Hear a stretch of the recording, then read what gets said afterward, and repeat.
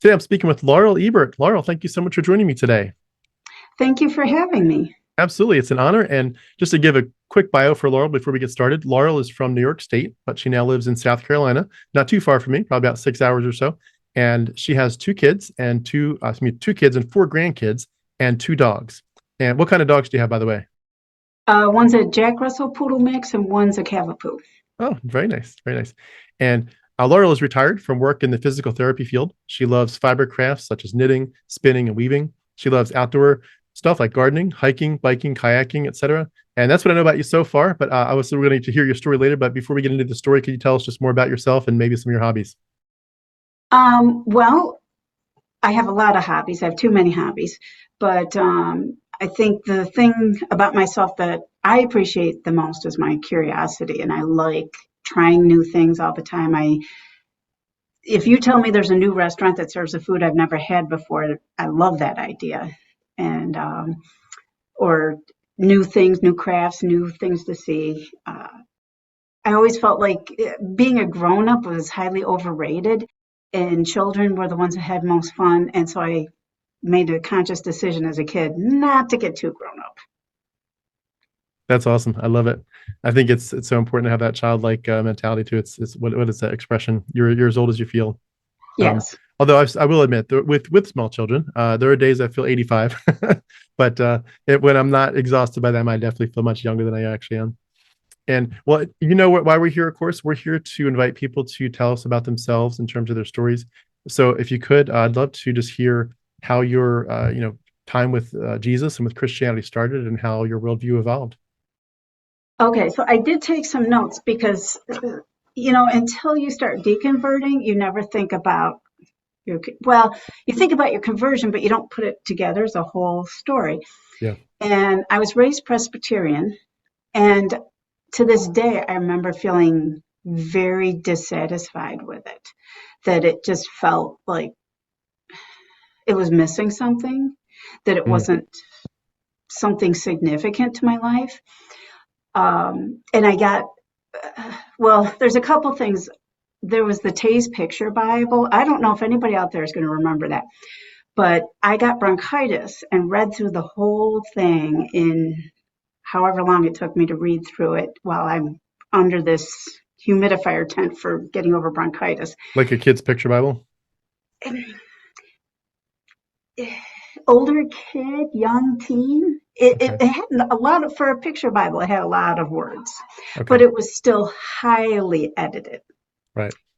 um, which all children's Bibles have to be, because once you start reading the real thing, you're like, children shouldn't be reading this. Very Um, true. Morality in the Bible. Okay, we'll get to that. But also, does anybody remember those little booklets you used to get of the stories? Um, they're real thin and very illustrated and very, uh, what's the word? Not edited, but paraphrased. Uh, Okay. you know, they would take big liberties with the actual story to make it more of a story. And it'd be anything from the Pearl of Great Price is one that I remember. And we got those in Sunday school, like one a month. And I loved them. And I love the messages I got about, kindness and compassion and loving others. And what is our purpose here but to help other human beings, all the good stuff about Jesus and God and all that. And I just glommed onto it, but at the same time, the church itself, it's like there was no passion. It was a very dry. I don't know if anybody nowadays is going to know the term WASP, White Yep. Anglo-Saxon Protestant, but that's what we were. We were the classic picture of that. So, am I very English, very don't show your feelings, don't, you know, don't create a scene. And I'm not like that. Well, I'm only half like that.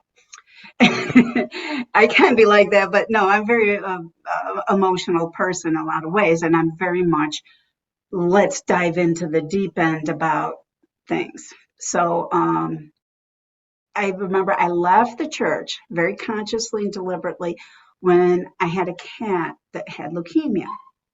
And I had horrendous guilt because I didn't notice the darn thing was sick until it was very well advanced. So I had all this massive guilt of this animal was suffering. I didn't notice. I'm a horrible person. So I went to my pastor and I said, do cats go to heaven? And he said, no, they don't have souls, and kept walking. Well, that was it. It's like, well, fine. I'm going to go wherever my cat went because I feel so guilty about what I did to her. So that was the end of that for me as far as the church goes. But as far as God goes, I remember one day sitting in my front yard, and I know I was pretty young because it was before I got into my teenage rebellion stage, and just saying, God, if you're real, show yourself. And then being terrified that he really would, thinking of all the ways he showed himself in the Bible, but nothing happened. But that is the theme of the rest of my life until my conversion. Was Yeah. I want to believe, I can't believe. I want to believe, I can't believe. I can't let it go, I can't accept. And I mean, that, anytime you're sitting on a fence, that is the worst psychological position to be in. Yeah. And I was on that fence. And into my early adolescence, I decided that if I couldn't be good enough, because there was always guilt and living up to expectations mixed in there. And I can't say, where did it come from? I mean, Presbyterians aren't big on the guilt thing. I don't remember my mom being big on it, but I got it from somewhere, and it was huge in my life. And so when I was about 13, I decided if I couldn't be good enough, I'd go the other way. And I started smoking and drinking and smoking pot and all that stuff. Yes, at 13. And that went on throughout my adolescence. And the whole question of God pretty much got shelved. Could I ask just real quick, going back to the Sunday school time, when you were there, do you remember what they would have said as the actual official kind of way to get to heaven, to have peace with God? The reason I ask that is I know growing up, for me, we grew up in a Baptist church where they talked about the gospel all the time, but my dad would always contrast that with how he'd grown up in a Lutheran church, and he said that he had never ever heard the gospel in the Lutheran church, even going to it for decades. And so it was a very stark contrast between gospel preaching churches versus non-gospel. What was the gospel, or just what was the message? Besides, obviously you mentioned being kind and helpful, but besides the be nice to people, what was the actual way to have peace with God in your church? There was not any talk that I remember of salvation. And that was a big part during my conversion, was my feeling that this was the first time I'd heard this. Wow. So I guess nowadays they would say it was probably more of a social gospel rather than a salvation. I mean, I hope I don't offend any of your listeners that are still Christian, but everybody cherry picks with the Bible to get their personal beliefs.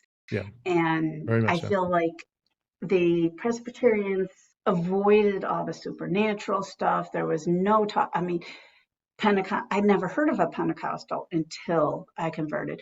I never heard of a healing service? That was unthinkable. I mean, it was just, be a good person and you're okay. That's all I remember. Is that what they taught? I don't know. I was 13 or probably 11 when I stopped going. And yeah. I think the Presbyterians, if I'm not mistaken, have at least in the United States 2 major divisions of PCA and PCUSA, where like there's one group would be very liberal and accept homosexuals, and the other group is like completely the opposite.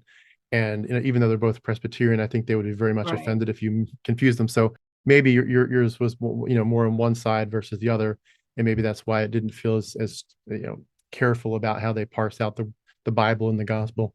But it's interesting that you didn't really, because you'd think, I mean, just to interject this quick, wouldn't you think that if they really did believe that the most important question of your entire life is, are you right with God or not, that they would tell you that, number one, that is the most important question, and number two, how do you get right with God?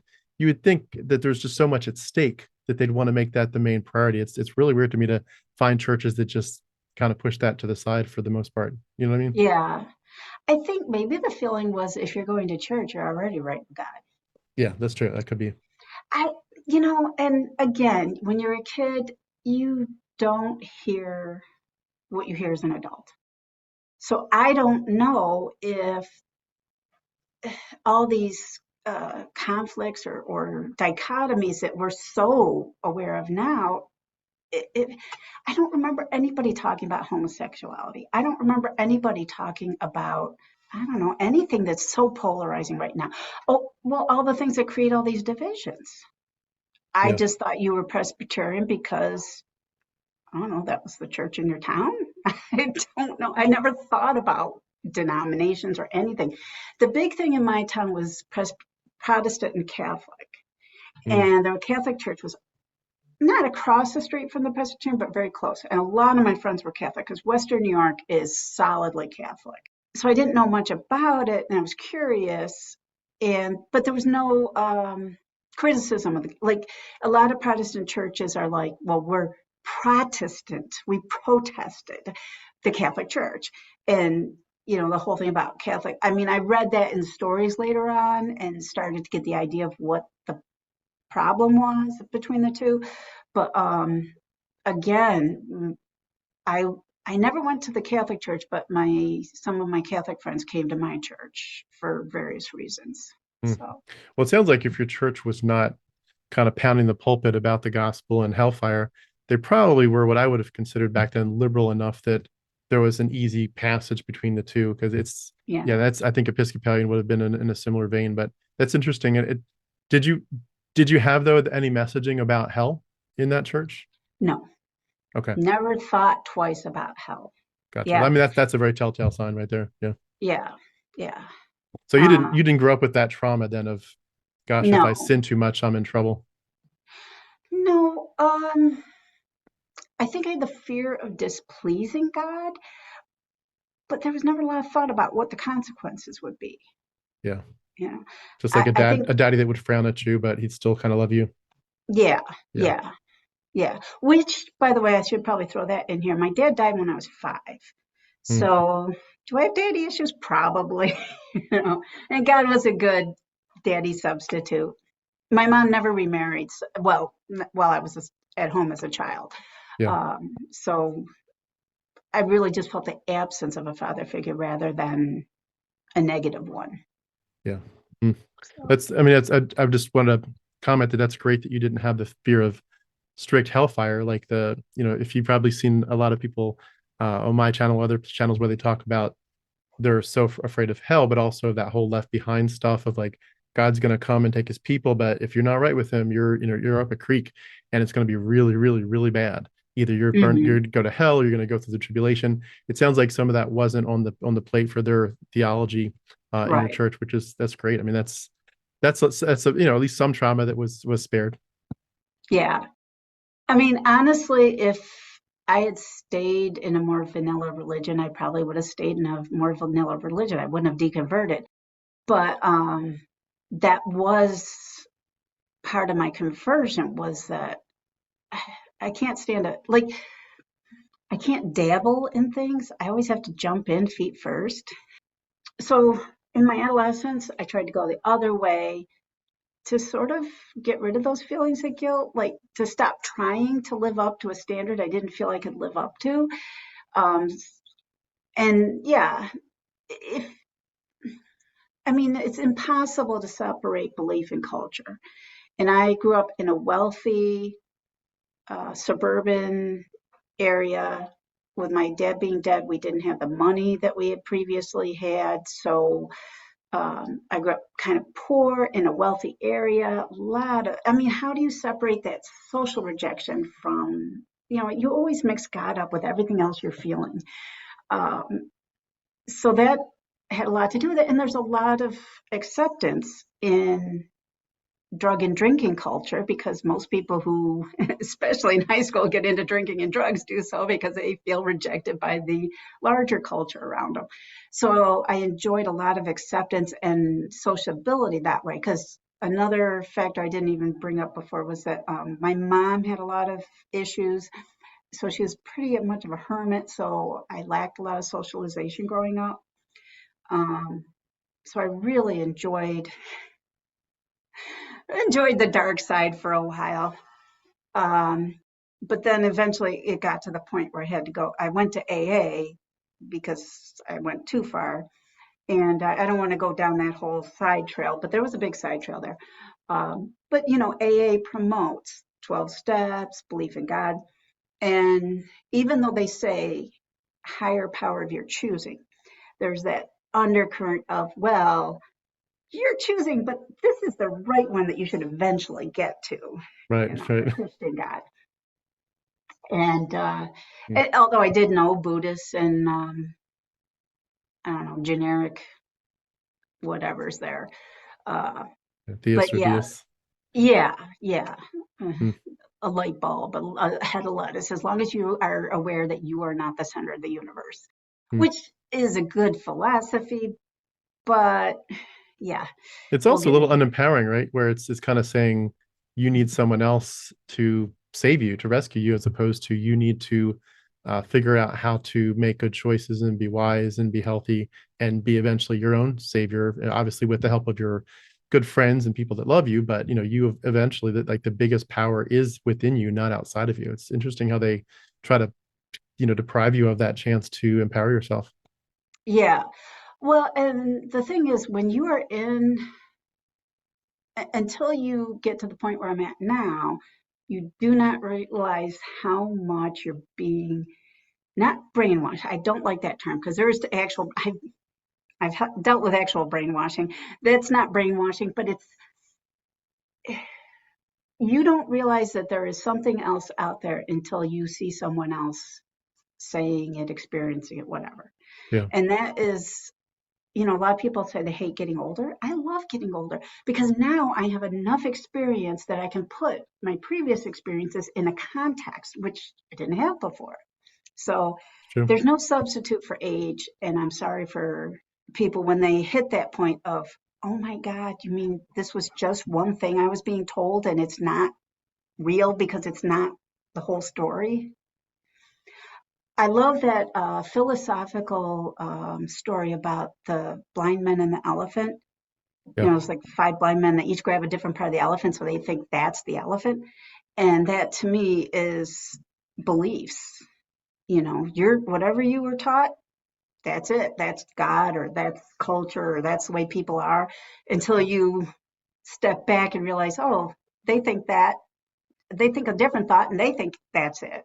So, Yeah, I think that's one of the hardest parts about growing up when you realize, and I probably realized it a little bit in my preteen years, but just like having Catholic friends, and we were in a Christian group that was like Catholics are going to hell.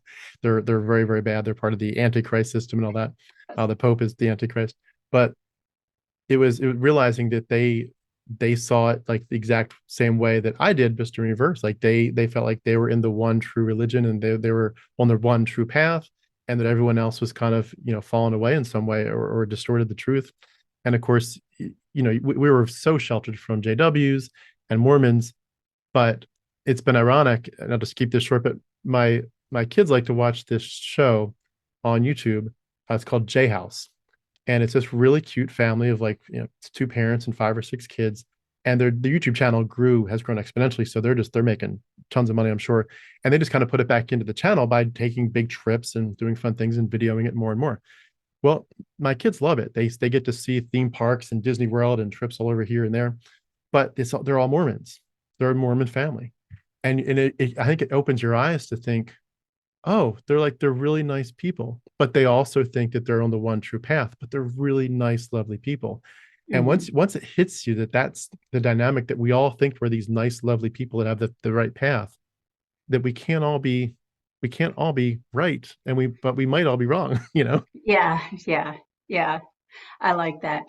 Um, so now I'm going to get to my conversion because I think that's the crux of the matter for this.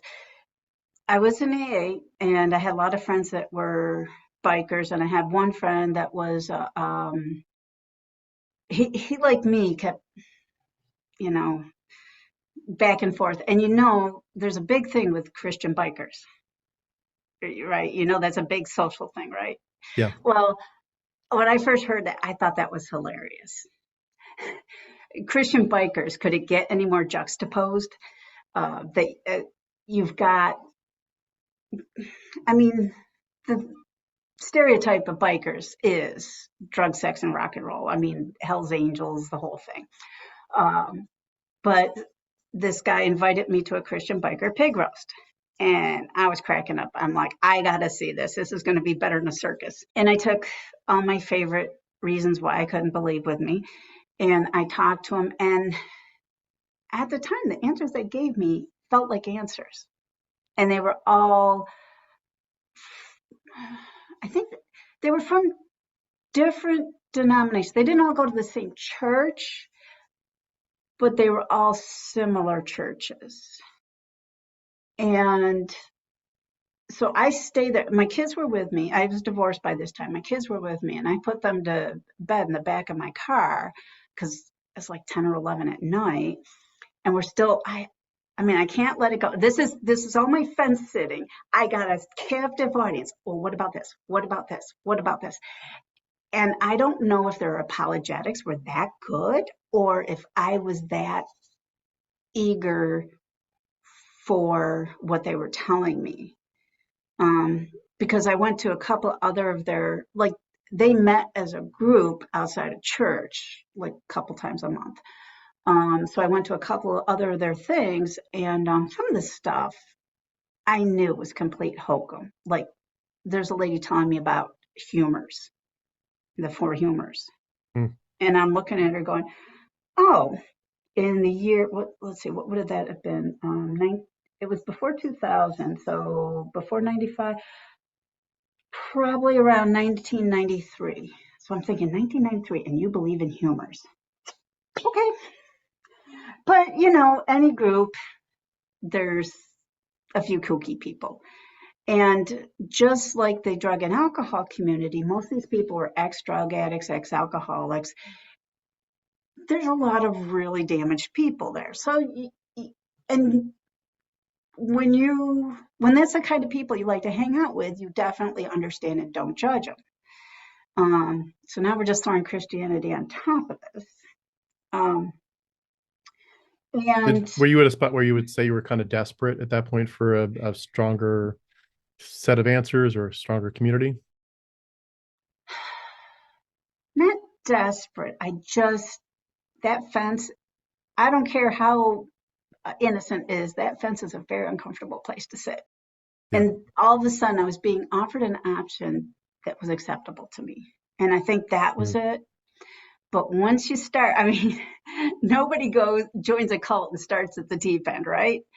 And I know this is going to be offensive, but is part of my deconversion. I've watched a lot of cult videos and leaving cult videos and what is a cult. And boy, I mean, what's the difference? It's just a matter of degree. Well, at this point, I would say all versions of Christianity to me are a cult in a sense. It's just how, like you said, how deep in what deep end of the pool you're going to go into, deep end or shallow end. But right. At the end of the day, if there is any part of your system and your worldview that says human sacrifice is the pivotal point of human history and blood magic, scapegoating, all this stuff, if that's the pivotal part, and if an ancient Canaanite demigod is crucial to your journey, then I'm sorry, like I don't care how liberal you are, you're in a cult. You're in a cult that's been around for over 2 to 4 to 6,000 years old. Like you're in a really old cult, and it arguably should have died out a while ago. You're just in a different version of it, but it's still the old cult. It's a Bronze Age cult, and yes, it's crazy that it's still around, but you're in it. But you just hit on a point that really keeps coming back to me, that it's been around so long. It's like the old thing of like thousands of people can't be wrong, or millions of people can't be wrong. So when you see the number of believers and you see the depth of their fervor, you're like, well, there's got to be something to this. Otherwise, it wouldn't have stayed around. It's funny how you can think that something is so terribly wrong later, but at the time, you just don't see a problem with it. That's true. And that I'm jumping back and forth just a tiny bit here. Um, right now, my current state is complete skeptic because to me, that's mental safety. If you start saying something to me requires belief with no proof, I feel like we're skating on thin ice. And now that I know that I've been suckered, I'm like, no, we're not going to go anywhere near that anymore.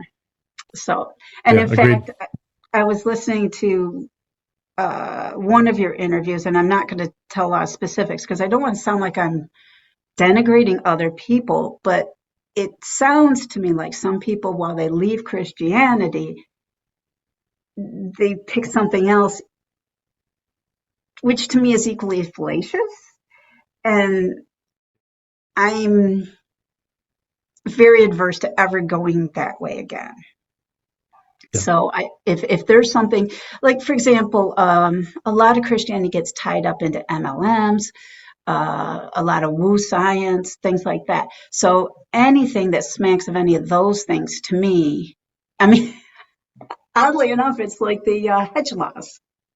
The whole thing about kosher kitchen stemmed from do not boil a kid in its mother's milk. So that went from that to you can't use the same utensils for dairy and meat. So I'm kind of like that about anything that is not rigorously provable and measurable. Yeah, I've landed very much the same way. It's hard because you don't want to put people in boxes and say what I mean, we came from a background where people said we're going to dictate to you what you can and cannot think, and we never want to do that to people. But it is hard at times when you do see some of the same things that would fall into a category of either superstition or some kind of really crazy idea that's just like can't you see through that. I think what is difficult for me is some of the things that are on the more mysterious side of life. Like I had one gentleman that I interviewed, he talked about how he would, and he'd fully deconverted. He's like, no, I'm out. But for some reason, he was really interested in studying near-death experiences Mm-hmm. and people's stories about reincarnation. And he I don't think he was saying that he thought that was all true. And if it was real, he was just saying, it just fascinates me. It really Mm-hmm. fascinates me. Some of these stories, it seems unexplainable. How do people come back and know something about so and so, that died? And it's like a kid that knows about some adult's life that died, 10 miles away. Details that are unexplainable. There are mysteries of life. I mean, it's granted. I always think it's fun too to think about how like twins, like you can have a twin that, say they both grew up in New York State, but then one of them moves to Hawaii, and then one of them has a car accident and the other one immediately like feels pain without even knowing what's happening. There are mysteries in this life. That's granted. But because we don't have answers for a lot of it, and I do think it's important to keep defaulting to let's let the science speak. And if we don't have science to speak for it, let's reserve our judgment. Like, let's not create a religion out of the maybes, Right. even as fun it Well, is to just think about them. yeah, and that's like, have you ever read Orson Scott Card, I don't think so. Ender's Game? I've seen the movie. Okay. Well, he goes on through the books and he brings up this Ansible, which is based on a real physical principle that, oh, I'm not good at this, but somehow you can separate two things on a quantum level, but they're still attached. So the idea is you could communicate instantly. Hmm. So quantum physics, I mean, a lot of people say quantum physics resembles woo-woo science a lot because there's Yeah. so many things we're finding out that it's like, this is impossible. Um, so maybe that will explain a lot of those things that right now seem like supernatural. They're just quantum level stuff. Who knows? But again, like you say, great. You found something you don't understand. Wonderful. Let's put that on a shelf, keep it in our mind. When we find some more out, let's pull it down and dust it off. But Yeah. no, I'm not going to develop some new religion based on this thing that I don't understand. Yeah. Yeah. Could I ask real quick on that note, did you get tempted in your deconversion? I know I'm jumping ahead here, but did you Yeah. get tempted on that note to analyze any other religions once you left Christianity, or were you just like, I can see through To, it. I see through to the, join another one? well, just to investigate them and say, well, I've knocked out this one. I know this one's definitely not real. Jesus and Yahweh are not real, but maybe now I should go investigate Buddhism and then maybe Islam. Like, did you get tempted? No. Okay, gotcha. Anyway, go back. Feel free to take us back to your timeline. Okay. So, yeah. So the thing was, is I went to Assembly of God Church the next day, or maybe not the next day. One of the members of the group's sister was married to an AG pastor. And I mean, it was AG light, meaning no rolling in the aisles. Yes, there was some speaking in tongues, but it was very tame, and there was always somebody there to interpret. You know, they didn't shame you if you didn't. Like the Baptist church in our town folded, and they joined us. So that tells you how light it was, because that's the big difference between Baptist and AG is the gifts of the Spirit. Yeah, charismatic stuff. And a lot of the stuff that made them Pentecostal turned me right off, but I loved the people. They seemed intelligent. They seemed well spoken. And as a young person and a young adult, I prized intelligence highly. My family was very competitive intellectually. It wasn't just good grades, but who knew this word and who could solve that puzzle and all that kind of thing. And again, they threw out some of those things. Well, how did a bat evolve? What evolved first, the echolocation or the ability to use it? And at the time, it's like, never thought about that. Maybe there is, So I was being swayed and being persuaded. And I also can't separate it from the rise of right-wing media. They loved Rush Limbaugh, Fox News. I got introduced to those things. And while I didn't hold a lot of faith in people like that, like when Rush Limbaugh didn't know that a whale was a mammal, I was like, that tells you where he stands on my list. But at the same time, you think you're rejecting those things, but you don't realize when you're completely surrounded by them, you're only selectively rejecting things.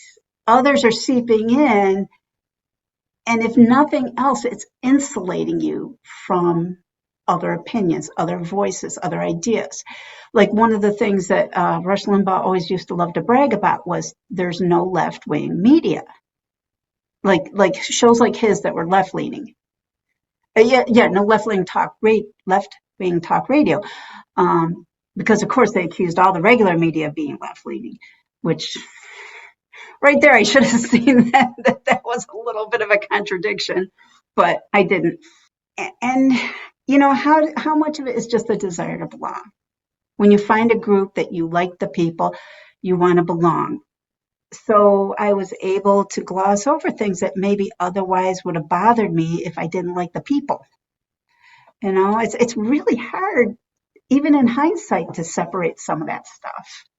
I think there's a sense of, for a lot of us, not realizing how much of it was cultural and potentially even racial, where you're so insulated by it's just white people, 99% of the time everywhere. And again, it feels normal. It feels natural. It's what you grew up with. But I think there's often a subconscious level that we don't even recognize is going on, that is part of that. Like we admit it when we were doing missions work, and then we escaped from Christianity, that even though we were at that point truly thinking we were doing the Lord's work and we were just sharing the love of God with them, we were actually doing some colonialism, as it were. We're trying to get them to look and act like what we consider normal white Christianity. Right. And once you realize that this was colonialism, you start to weave through, like, what part of me is afraid of other cultures, of other, skin colors, of other gender orientations. And that fear factor that's subconscious a lot of the times is, I think, actually a bigger driver than we ever realize. It's crazy. Like, you would never admit it because you don't hear it. There's just assumptions that go on behind the scenes, but I think it's really a big driver. Yes. I'm going to go through this part real quick, and then I got to go back, because a big thing is I was a Sunday school teacher. But first, because you said that, I wanted to go into the fact that, I loved Albert Mohler. He had was it a podcast back then? The Southern Baptist? It probably would have been a radio show. Okay. And he always He's a not Southern realizing. Baptist president at one point. Yes, Okay. yes. And he always picked topical things and talked about them from a Christian perspective. And so much of it was like, oh, that's so obvious. Oh my gosh, I never thought about that way. And I remember one time being on the phone with my daughter, and she's gently trying to point out how racist, homophobic, and irrelevant anything he says is to her. And I'm like in shock. I'm like, what? But, and she's saying all this stuff, and I'm like going, when did we become the bad guys? And then, of course, still being in that Christian perspective, it's like, oh, the world has turned upside down. We're still right, but we're living in a world where wrong is right and up is down. But at the same time, I've never been the type to be homophobic or racist. And I had arguments in church all the time about, but, okay, one of my fellow parishioners' grandson would come. I could tell he was gay. He was only 5 or 6 years old. I could tell. And sure enough, he grew up and came out of the closet. So don't tell me they're not born that way. If you can see it in a 5-year-old who has no, and that's the thing is, okay, I'm going to get off my soapbox, but the whole thing about gender, it's not sexuality, because if you're 5 or 6, you don't really have sexuality. You're not thinking about the gonads. You're just thinking about how you interact with the world and how things feel. And then when the world started going, these people are bad people, and I was back on the fence. I was, okay, I can't deny what you're saying, but this is like I had two worldviews and they don't fit together. But to back up a little bit, because I do want to go over the Sunday school thing, because that was the first step in my deconversion that I did not realize until later what was happening. I taught adult Sunday school. And the reason I did is I said to my pastor's wife, I said, why don't we have a strict, just go through the Bible and talk about what it's saying? No cherry picking, no topical, just here's the paragraph or chapter we're going on. What do we take out of this? And she's like, well, when would you like to start? I'm like, great, So I wasn't a biblical scholar or anything, but as you can tell from my previous parts of my story, I love to dig in and start going hunting for things. And I'd start getting really upset. Like, well, okay, a quick example was when God was going to kill Moses because his son wasn't circumcised. And I'm like, wait a minute, there is no mention of circumcision at any point here, and all of a sudden he's ticked off at him because his son isn't circumcised. How do we know he's circumcised? God's going to kill him because of this? And Zipporah, not even Israelite, knows this and figures it out. And God's going to physically come down and kill the person he picked to do this. I mean, my mind was blown. I'm like, why aren't we talking about this every Sunday? And that was just one example. But so often, as I was preparing my lessons, because the way I would prepare my lessons is I would I started just going through the New Testament, and I would just literally pick up every week from where we left off. And I would prepare by going through like Matthew's commentary and Barclay, and I don't even know what other ones. Any question that popped into my head, I felt like, well, maybe somebody else has that question, so I have to answer it. But the questions I had were always glossed over. And I'm like, wait, there's this big problem in this passage, and there's not even a footnote on it.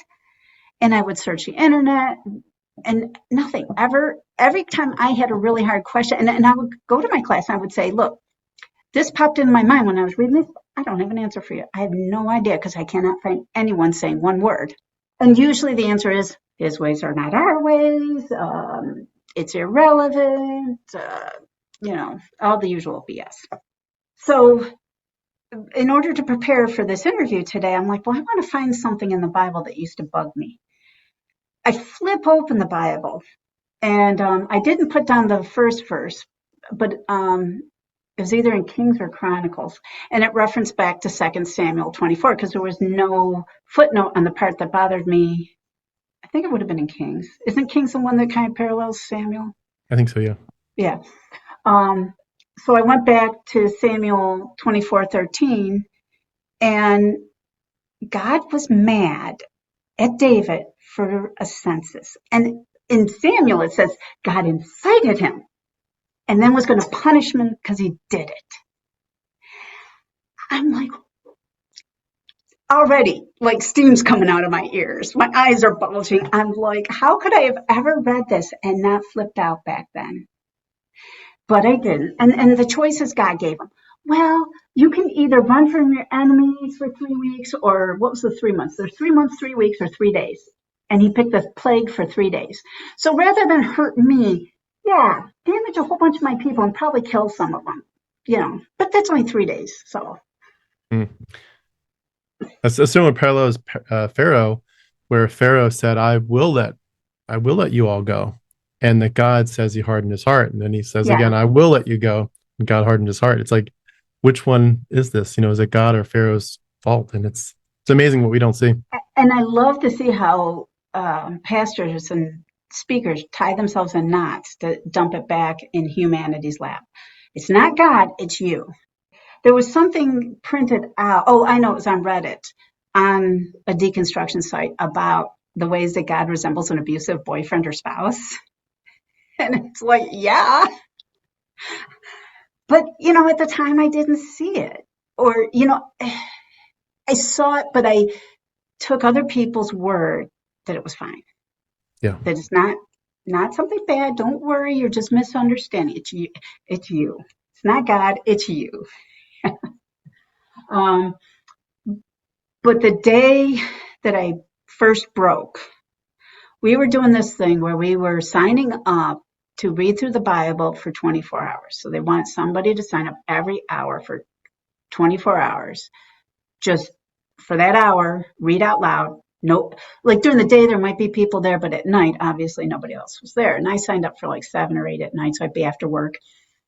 And you just pick up where the last person left off. So I walk in there and the person said, oh, I just left off here in Judges 19. Yeah. And I start reading. I don't think I got more than that chapter. I mean, more time, but I couldn't go on. And then I spent the rest of the time walking around the sanctuary, crying, praying. I was devastated.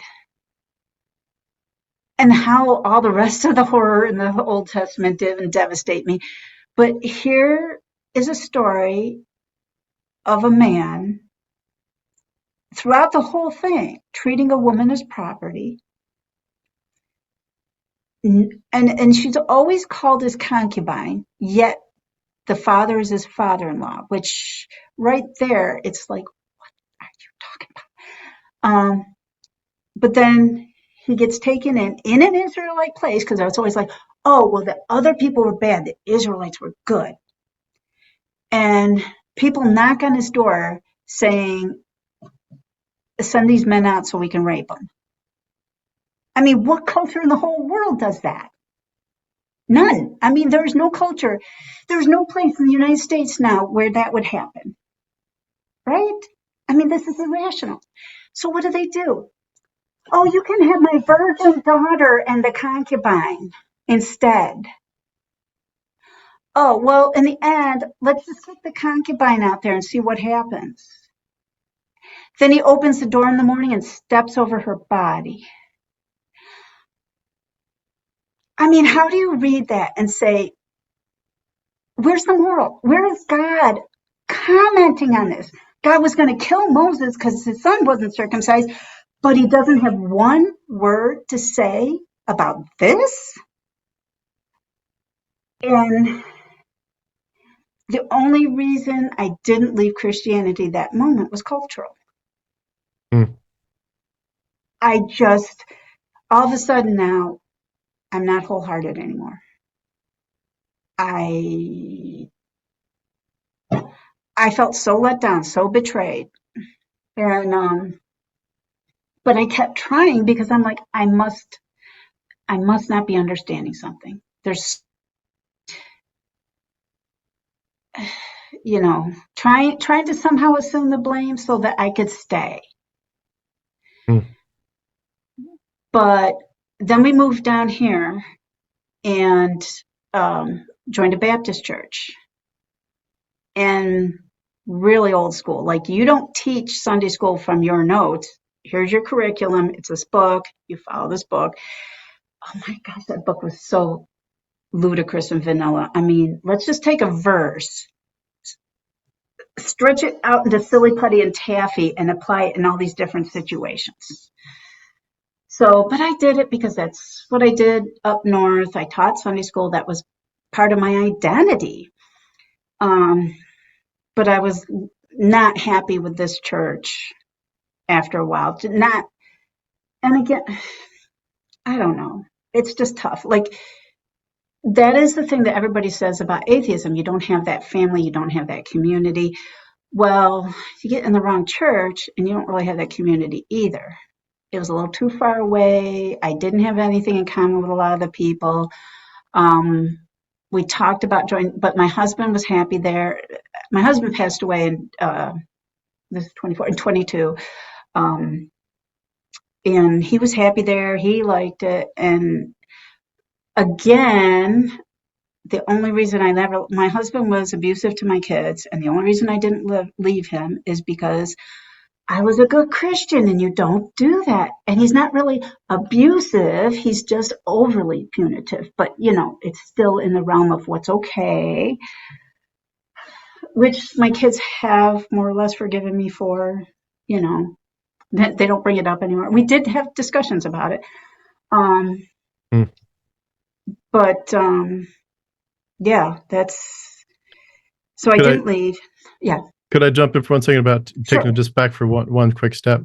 And make sure you remember where we left off so you can pick right back up in your story. But one of the things that helped me a lot with those bizarre stories, and this is not something you're going to hear in church, of course, what I'm going to say, but it helped me a lot to realize that so many of them are star stories, what we call astrotheology.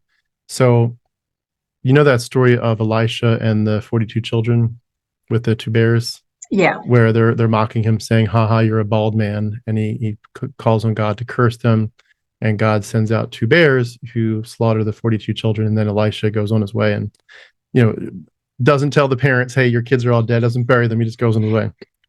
At face value, that's a pretty nasty story. Whether they're kids like they're described or whether they're teenagers, it doesn't really matter. It's a pretty nasty story. And that is enough, because you're reading it literally, as many of us did of these texts. You're reading it literally, and the straightforward reading of this and of the passage you mentioned in Judges and others like it, it's a horrific situation.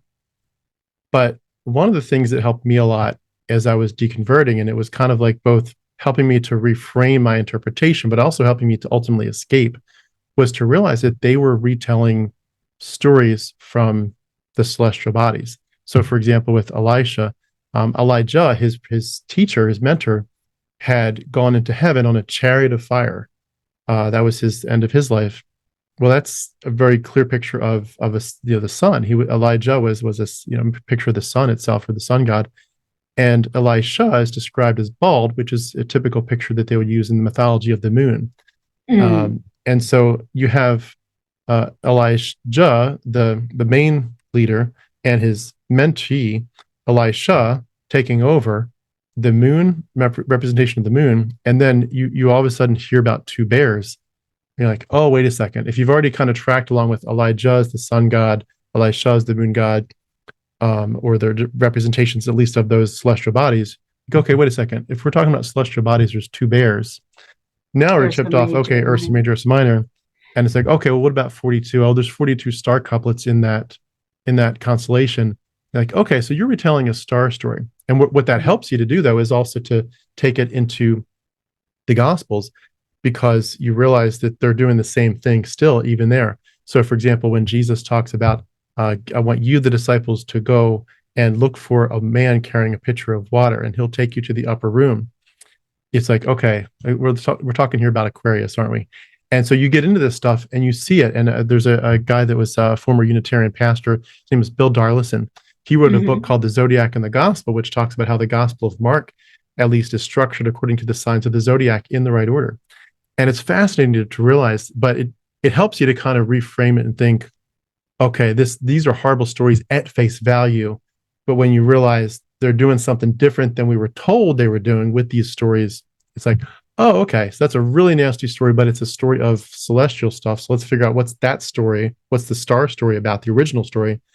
And then you still have to ask yourself, well, why did they, what's the point? Why did they use the star story? So there's more to it than that.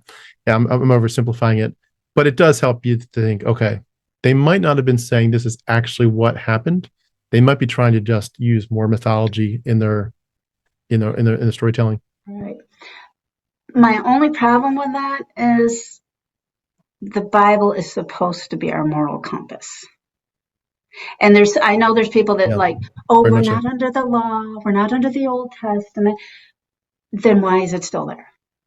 Okay, Yeah, so if it's not, I mean, all scripture is profitable for teaching, preaching, and edification. Then you've got God intervening in human life for the most ridiculous moments. Why isn't he at least editorially commenting on the poor behavior of the humans? yeah, There's not even, that's the thing that just drove me insane. There's not any kind of, well, and this was bad behavior. Nothing. yeah.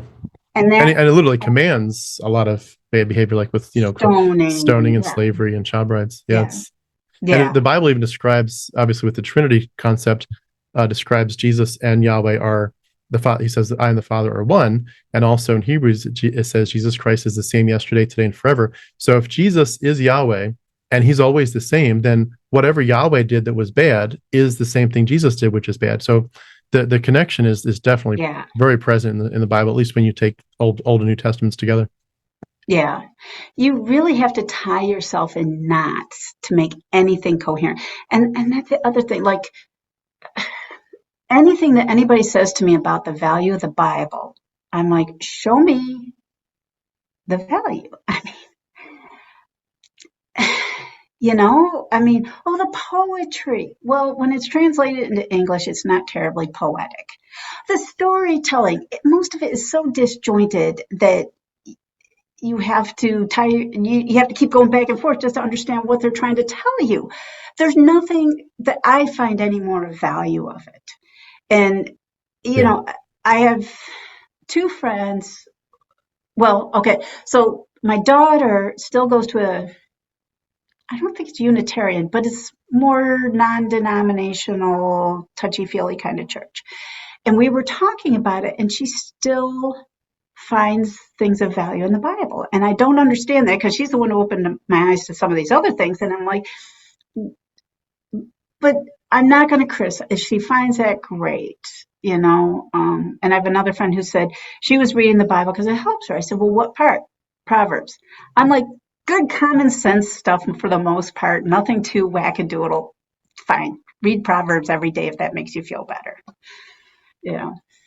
It's kind of akin to like if some person that in our human history was a true monster, one of these people that was tried for war crimes, if they kind of had this double life where the double life of their private life was quite beautiful, where they loved to play the piano and they loved to garden and they loved to go hiking in the mountains, but when they were a political figure, they were slaughtering people and committing genocide.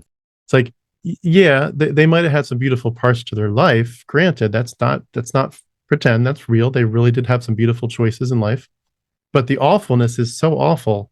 It's like Yeah. I'd rather get my good stuff. Like if some awful person of history that slaughtered people wrote a book about how to play the piano or how to have a beautiful garden, I'm still not going to go to them because it's so tainted. And it's like Right. even Jesus stuff, like love your enemies. There is a time to love your enemies. There's also a time to not love them. But you can get that stuff from Greek philosophy and Buddhist philosophy. Like you don't have to go to the Bible. And these days, Exactly. day and age, I think a lot of our ideas we can think through it ourselves. There's Right. a season for different responses that Jesus or Moses talks about, but you don't need all the extra garbage that's woven into it. That's very true. And I think the hardest part for me with this is that we were really sold in Protestantism a very specific structure of you only interpret it this one way. You interpret it literally as much as you can. And to go back to it and realize there are so many layers to this that when you stop saying that's the only way to see it, I would say the Bible is actually quite an amazing book, and it's crazy beautiful in some ways. Like when you look at the Gospels, for example, the kind of people that had to be present to weave that together, where they're weaving together the Greek stories from where they're copying Homer's Iliad and Odyssey and Euripides' Bacchae right into the Gospels. They're weaving the Old Testament stories. They're weaving a whole bunch of Pythagoreanism. They're weaving in some Stoicism and Epicureanism. You're like, oh my gosh, like there is so many layers here. These guys are pretty smart. There's probably arguably different groups of people that put their information into it, because I wouldn't imagine that most people that were, heavily into the Jewish stuff were also Neo-Pythagoreans. But it's like, this is brilliant, but it's just not what we were sold. We were told it was something different. And it's Right. if you step back from that, it does help in the healing a little bit. I don't know if that makes sense. Yeah. Well, most of my healing comes from rejecting it completely. Yeah, I hear you.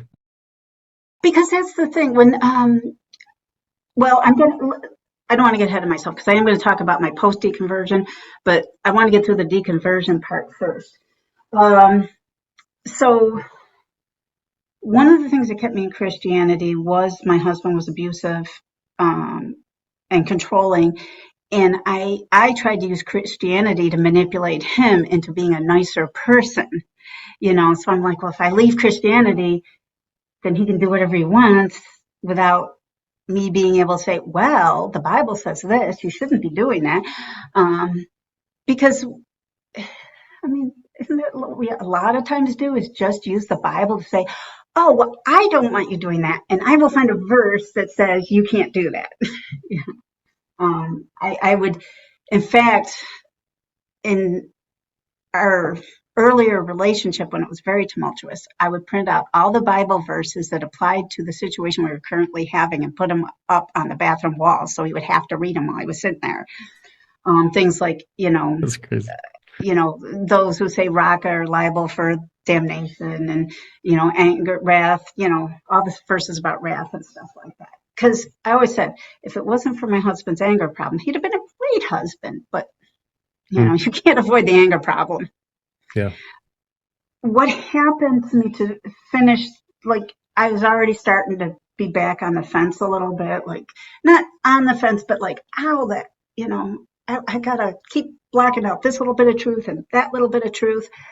But then COVID came and Trump simultaneously, and my husband got cancer. And then he passed away from COVID, not cancer. He would have survived the cancer if it wasn't for the COVID. But anyway, and then you see all these people on Facebook and you hear all these things from political leaders. The people were, I think when I saw how fallible the political people were and how wrong and how blatant the lies were, that started, like, if one authority figure turns out to be made out of straw, then you start looking at others, including the Bible, including religious leaders. And, they say the scales fell away from my eyes, especially because I've always had a scientific bent. I've always been interested in science. I understood about, you have to test things. You have to prove them. If you can't prove it, it doesn't exist. Just like in healthcare, if you don't write it down, it didn't happen. And then all these people are posting all this crap on Facebook, and I'm going right on to Snopes or scientific website, and people demonizing the CDC and Fauci for, and I'm like going, the whole world is flipping out. The whole world has gone nuts. And then the fact that, all right, I don't know if I should admit this, but I was not totally against Trump before he got elected. I didn't like him, but a bit of an unknown. I thought he was a jerk, but that was about it. And then once he got elected and, what came out of his mouth, I was like, oh my God, what have we done? Yeah. and it was coming together, the cultural stuff, and all the Christian people were leading the anti-science, the anti-reasonable voice culture. And I'm like, I can't go there. I can't do this. Any amount of justification or mental gymnastics that I was able to do previously to stay inside of Christianity, now I could not. It was like the Band-Aid got ripped off, and it was like, choose. Here's the reality. Choose. So I chose. And then because I chose science, reality, compassion, if you want to call it liberalness, whatever, wokeness, I got woke. I decided not to be a jerk. Other people were heading off that cliff to be idiots. I didn't want to go with them.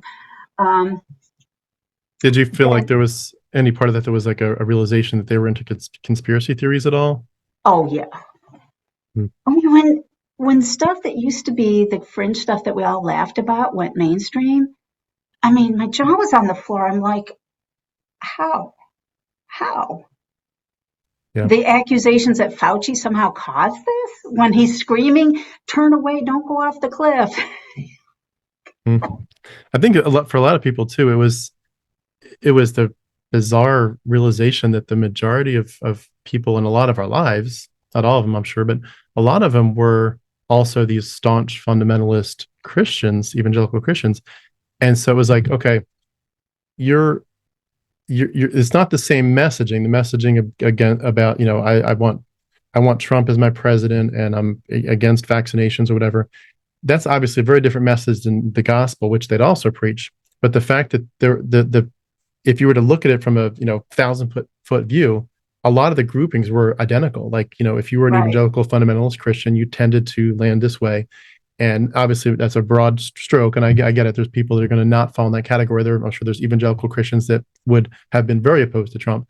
But with a broad stroke, a lot of the same groupings were there. And it was like, yes. It just makes you think, like, why? What is it? And I think for a lot of us too, it just triggered that thought. I was already out by a lot of that, but it makes you think to yourself, I wonder if they're being able to be duped so much in this area, I wonder if that's because they're just able to be duped in general because they've accepted not the specific beliefs, but because there's some kind of understructure to it, a worldview structure that's allowed them to be so duped, so that it really wouldn't have mattered what it was. It would have been something else. They've set themselves up to be extremely duped and to also be extremely sheltered to say, I don't want any other opinions. We're going to poison the well. And that's, I think a lot of people saw that, it was like, you couldn't, if you were really careful, you couldn't help but see it. Right. And there's so much you just said there, because there was a realization I came to at some point. People's stories are more important than their reality. Like, if you tell yourself you're going through something because you're a martyr, that's your reality. Does not matter if the truth is you're really a jerk, and you're being punished socially because nobody wants to be around you, or that you're doing something antisocial. If you think you're a martyr, nothing anybody says to you is going to change that. Yeah. By the way, you can curse on my channel. Oh, okay. Well, I try not to, because there's a lot of places you can't. So yeah, and because I grew up not really Christian. Then I converted, and now I'm deconverted. So it's hard to keep it. Yeah, I walk in two worlds still. Can I ask, as you're just kind of going back to your timeline a little bit, as you're asking yourself those hard questions, was there any kind of support group, so to speak, that you created, or anyone at all in your world that you could talk to, or was this more just you asking these questions solo in your head? YouTube. Yeah. I mean, a few podcasts like The Thinking Atheist, Seth Andrews and that. But as I started down this road, well, again, just like right-wing culture and Christianity keep pushing you both in the same direction. When you start avoiding those things and going to pro-vaccine and anti-Trump stuff, the God of the algorithm does lead you to a lot of deconversion stuff too. I mean, I don't remember the first one I found. It might have been Holy Kool-Aid, or I'm trying to think who else would have been early on. Believe It or Not. Yeah. Because they did a lot of very topical things, and it was like, there's that other voice that I hadn't heard. And that's why Christians are so big on avoiding the world. It'll contaminate you. Well, why will it contaminate you? Because they have ideas that aren't yours. Again, the fear of ideas. Why? Is it because your ideas can't stand up to other people's ideas? And so now I'm hearing all these other voices, and it's like a soothing balm, because and that's the other thing I worried about. Am I just listening to this because it agrees with how I feel? Maybe they're wrong, but the first year of the pandemic, I spent so much time going back and forth. I would try so hard to listen to online preachers and read things in scripture and stuff to try and see, am I just itchy ears, all the things in the Bible, they'd say, oh, you just have itchy ears. But the longer it went on and the deeper I got, the more it was like, no, it's a house of cards. And once I pulled a few cards out, the whole thing just collapsed. So I'm not sorry. I don't regret getting into. I needed the support. I needed the community. I needed it at the time. And initially it wasn't a bad thing. But, like the old saying, like if you have two things that are only slightly not parallel, the further away you get, the wider. It got to the point where, no, I can't go that direction anymore. And the people's willingness to put their hands over their ears and go la la la la when you tell them anything they don't want to hear. Because my big thing was, how can you call this president a Christian? Oh, he supports Christian. Look, does he go to church? Well, no, but that's not the mark of a true Christian. It isn't. And then somewhere on my phone, I have a bookmark for the GQ website that Trump published a photo spread of Melania and talking about his love of all things carnal. And he's got a picture of his then wife on a bearskin rug, buck naked, with, I think it was money and stuff that he felt represented him around her. And I'm like, next person who tells me what a good Christian he is, I'm going to show him this picture and say, would your pastor do that? Exactly. Of course, sometimes maybe there's wood. So what was the moment that it actually all came together for you and you just said, I'm not questioning anymore. I'm out. Like, when did that hit? There wasn't a moment. I think whatever made me go that way was there. And after I listened to enough deconversion stories and videos and things comparing and contrasting, like there's so many reaction channels on YouTube of here's what the Christian person says and this is what the non-apologist says, anti-apologist, whatever. Yeah. And I could never side with the Christian, so I'm like, yes, it's like my husband wanted to go back to church as soon as the restrictions started letting up, and I said, well, you can go. I just can't. I didn't say, I wouldn't. I just said I can't. And in my mind, that was cut and dry, but I just couched it in more maybe someday so that I wouldn't start a fight or anything. But then, just to clarify, so you weren't holding back from going to church for medical reasons. You were holding back because you weren't sure where you stood with the actual belief system. I wasn't going back because I couldn't keep my mouth shut. Okay. I would end up getting myself kicked out of church for sure. Yeah. Because now I had the intellectual ammunition, I had the emotional ammunition, I had the social ammunition. Um, I have now a circle of friends. Some are Christian, some aren't. Some are Christian light. um, and so I don't need the church for a social group. And I don't believe in anything. Like, for example, okay, so I am an all or nothing kind of person. What does the Bible say? You know, visit the people in prison, feed the poor, clothe the poor. And our church didn't do that. Yeah. So what's It, the point? it's funny, even James says, what is true religion? True religion is to visit the fatherless and the widows in their affliction Yeah, and to keep yourself unspotted from the world. And it's like so many churches do not actively visit the widows and the orphans. yeah, It's amazing. yeah. So,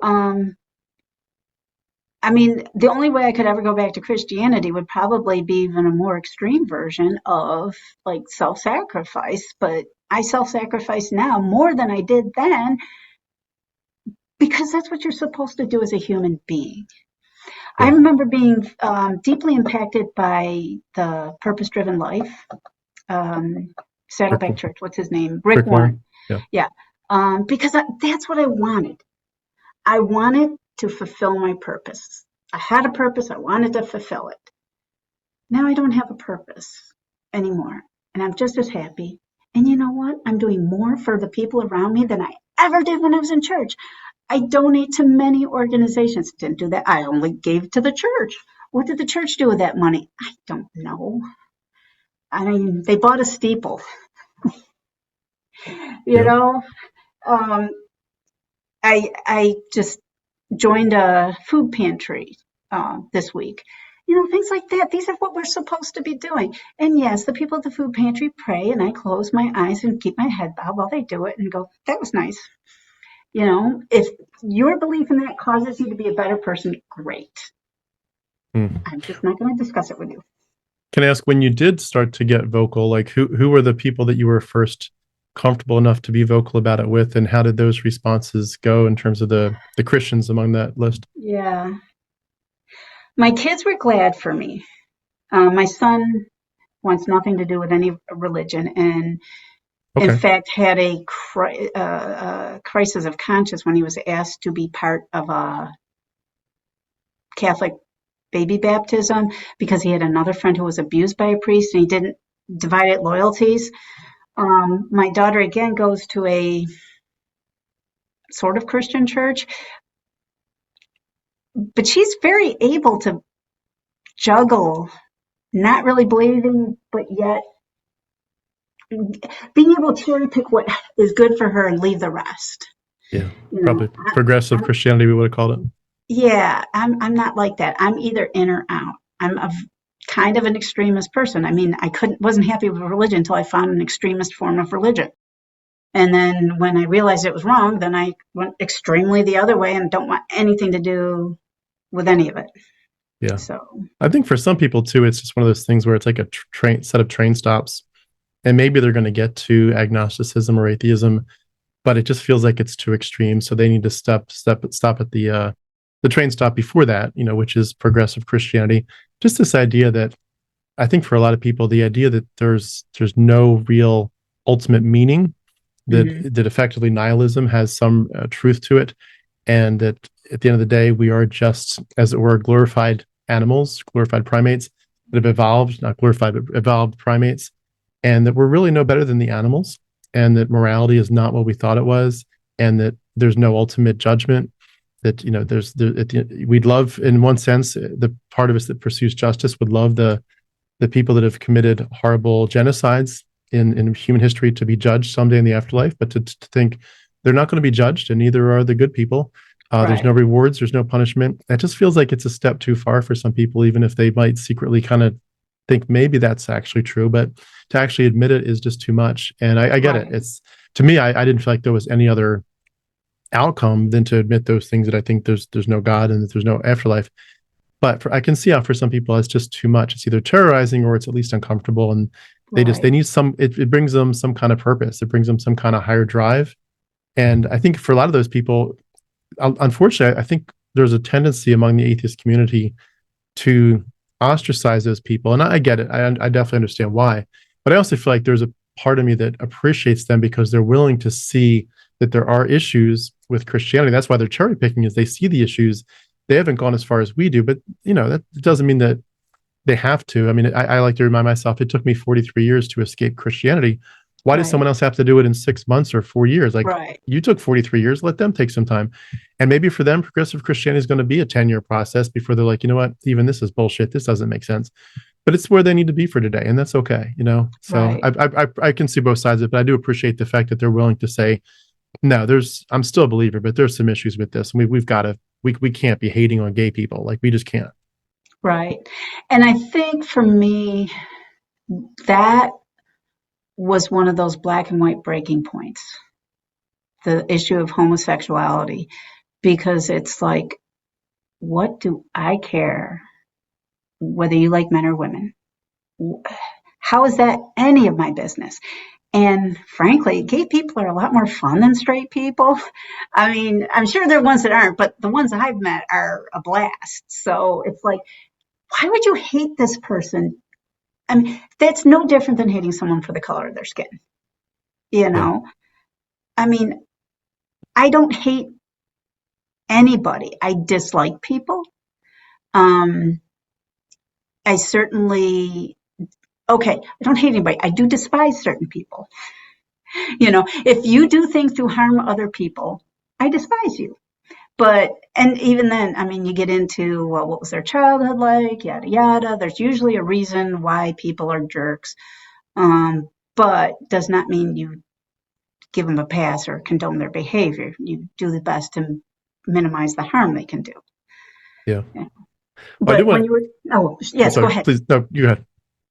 Well, when you were saying about people on stop and existential thoughts, I forgot to mention this earlier. My biggest existential dread was eternal life.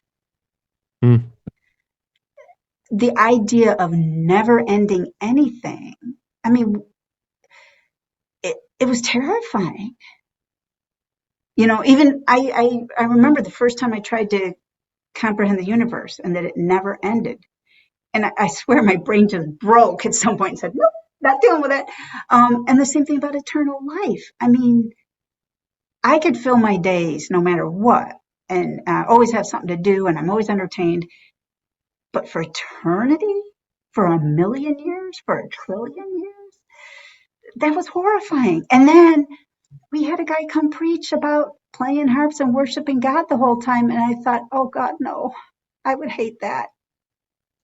And I'm like, well, God wouldn't really do that to you. If heaven's going to be whatever makes you the happiest. Yeah. I know what you mean. I had a different perspective, but I get that. Yeah, I had more of a. Have you ever seen that movie, Robin Williams, What Dreams May Come? No. He had that mentality, like whatever makes you happy. I'm oversimplifying it, but it's a beautiful movie. But the idea of like whatever is the deepest part of you that's going to just make you just dance inside, that kind of mentality. But anyway, I did want to ask in terms of your story. Uh, you mentioned the afterlife, which I was going to ask you about, but in terms of going past that, once you started to uh, get to the point where you were starting to reground yourself on the other side of it into what I would call rationality and escaping from mythology, how did that begin to change your relationship with your children? And if your husband was still with us at that point, like how did your relationships, your closest connections, begin to change? And not in terms of, obviously you were hoping people would have deep conversations with you, but just in terms of your ability to perceive the world systems and your family systems, like what worldview shifts were occurring once you completely escape mythology? So a lot of it, like my husband was in ill health the whole time I was going through this. And so we just changed from husband and wife to caretaker and caretaken. Yeah. Um, Not that we weren't already kind of like that before, but it really just accelerated. And we had a don't ask, don't tell policy. I did not talk to him about my beliefs. He didn't ask me. A few times things would come up and I'd blurt something out, and sometimes we'd get into a spat over it. But most of the time, we just didn't talk because we couldn't talk about anything meaningful. Yeah. Um, Mm. and yeah, I mean, that's a whole nother story. But with my kids, it really enriched and opened up because I don't know. Well, you said you're still married to a believer and it's not going well. Well, how do you talk to someone about what you think and feel when almost everything you think and feel goes against their belief system? Yeah. And how careful do you have to be about everything you say? And my kids felt that way towards me. Well, I can't really say this. Oh, and my son would say, well, you might not like that movie, or that might not be the movie for you, because he knew my previous sentiments. And now he still sometimes doesn't understand. I don't care anymore. Whatever it is, I don't care. There's nothing that, I mean, I don't want to watch movies about abuse. In fact, I have to, like, a lot of times people deconvert it for reasons, or have a story of abuse as part of their deconversion or part of their original Christian, and I have to gloss over it. I have enough of that in my background. Like, I can say the word rape, but if we start talking about it, no, not going to do it. Things like that, because it's just too emotional. But as far as intellectual topics, it's so freeing. There's no boundaries. There's no, oh, well, we can't talk about that because that would conflict with these religious beliefs. You know, Mm. I mean, half of science, three-quarters of science, supposedly, according to the Christians, conflicts with their belief. Yeah, for You sure. know, Mm. Well, I know I've kept it for a while. I did want to ask maybe for part of wrap up, and I'll ask you as well, of course, to share anything else that was in your notes that we didn't get to. But a last big question for me is for anyone that is going through the hardest parts of this, where their world's just kind of upside down, they're not really sure maybe what they do or don't believe anymore. They just know that they can't go back, but they also can't go forward, kind of to borrow your phraseology. They're stuck in the middle, maybe, but they kind of get a sense that this is probably going to move forward. The train stops are moving forward, and they're scared. They're scared of what people are going to think. They're not sure what they even think. They're not sure about the afterlife. It's just it's that fence. You talked about it. They're on the mm-hmm. fence, and it's kind of scary. What would you say to somebody who's going through that in terms of just being able to have some sense of peace with this process? Well, the first thing I would say right off the bat is if there really was a God that made, I mean, if we were quote unquote created in God's image and there was a God, what is the highest good that you see over and over again? Empathy. So if there really is some sort of higher being, he can't be the Christian God. He can't punish you eternally because you didn't fall at his feet. I mean, that's 101 abusive behavior. So if you're still worried that there is a God out there and you're not sure how to deal with it, if there is really a God and he created us to be empathetic creatures, he must be an empathetic creature. So all that stuff in the Bible can't be true. The Bible can't be the real answer because the God of the Bible is a narcissistic monster. Mm. And well, unless you believe in electing narcissistic monsters and you think they're good for the country, you know, most of I us would agree that's not good. agreed. Yeah. I see what you did there. Yeah. Yeah, absolutely. Well, I feel like there's this is such a cool this has been such a good conversation. I love all the different ways you've taken it. In terms of just your story, I just want to, of course, say I'm so glad you did escape. That's the big picture. As always, I'm so glad that you were able to get to a point of escaping from mythology as a worldview. And it seems like you've got so much energy and you've got so much curiosity that I feel like there's going to be some really good things on your radar for things you're going to do both in your personal life and circles, but also who knows, maybe you'll write a book or start your own YouTube channel. But it's so cool to see your energy in this discussion. Before we wrap up, was there any other parts of your story we didn't get to that you wanted to add or any other insights? Not parts to my story, but again, continuing with the current. So if you're afraid that, okay, growing up, I had guilt and anxiety and depression. Uh, I'm not on any SSIs. If anybody out there knows what they are, you're probably taking them. I don't have guilt unless somebody comes to me and says, wow, you really hurt my feelings, in which case I'll deal with it right then and there. There's no guilt. There's no fear. So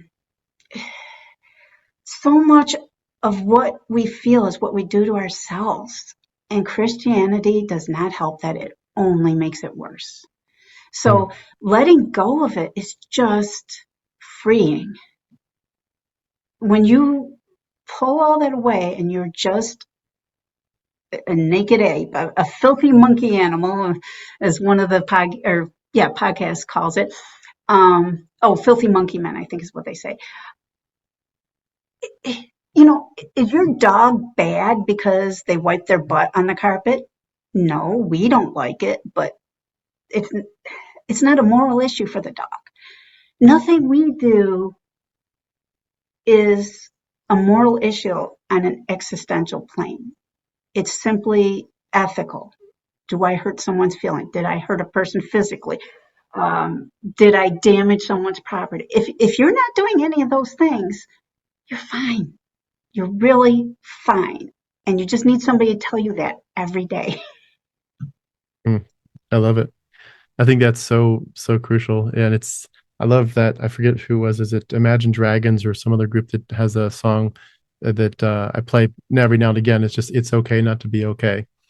And I love that. I love that messaging. It's just, we're all humans. We're all escorting ourselves into the great unknown, and we don't have answers, and we're all scared, and we're all aware of some bad things we've come out of in our earlier days, and we're all just doing our best. And at this point, we just need to help each other and love each other through it, and try to not take it too seriously, but also to do a lot of serious work on the healing level, and giving people some hope, because it's such a mind job, but there is so much joy to be had once you escape and kind of reclaim your autonomy. And not to inflict that on the next generation. Yep. Can I get an amen? I've come to realize that nobody is going to raise their children perfectly. Every child, because they're children, they have no context. So there's going to be something that traumatizes them, whether it's a clown in the parade or religion. But you have to realize that every child is on the verge of trauma no matter what, and to be really nice to them and kind to them and not worry about molding them into good little Christian soldiers or whatever thing is. I know a tiny bit about your situation, and just, stay strong, because that's the thing. If I regret anything about Christianity, is what it inflicted on my kids. I'm really sorry about that, but they did survive. Partially, they told me because I wasn't that as a human being. I might have held those beliefs, but some people internalize it and become very cruel and judgmental and harsh. I was never like that. So apparently, even though I was giving them very mixed messages, because as a person, I love people. I embrace people, but I was in a theology that certainly wasn't all about that. But I gave them enough information and enough that they were able to heal themselves with some good counseling. Yeah. It's amazing on that note why so many people who deconvert would say, I realized I was better than the Yahweh character, this psychopathic nature. But also, you almost want to beg that question to the Christians in the room to say, do you not realize that not just that you need to think through this, but that you actually already are nicer, most of you, than your God character? Like the things that I use with this example with my kids, I'll say if I were to heat up a cast iron pan and put a little oil in the bottom and stick just like the edge of your pinky in it for just 1 second, would I be a good daddy or a bad daddy? Oh, you'd be a bad daddy. What if I held your whole hand in for like a minute? What if I held it in for a whole hour, like escalating it? You'd be a horrible daddy if you did even the smallest sliver of that. And we know that no human daddy with any sense of decency that's not a psychopath would never imagine doing that to their kids. And yet they'll go preach hell and be assent to the concept of hell week after week. And it's like, you're already better than your God. You just don't know it. Yes. It's crazy. Yes. You should make a t-shirt.